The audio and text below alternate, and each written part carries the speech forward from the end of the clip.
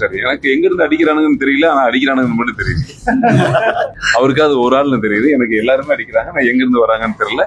நான் நேர்மையா இருக்கேன், நியாயமா இருக்கேன். ரஞ்சித் நான் தான் படம் எடுத்திருக்கேன். என் கார்டு தான் டைட்டில் வருது. நான் எங்கேயும் நேரா பேசுறேன். எனக்கு யாருமே இல்லை, நான் மக்களை நம்பி தான் இருக்கிறேன்.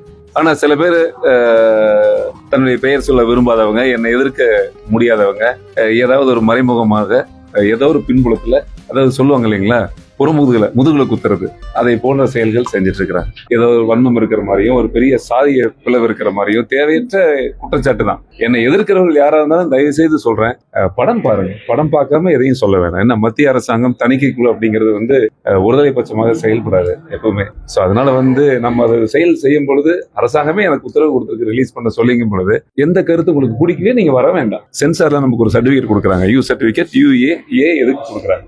அந்தந்த வயதுக்குட்பட்டவங்க, அந்தந்த முதிர்ச்சி இல்லாதவங்க இந்த மாதிரி படங்களுக்கு வர வேணாம்.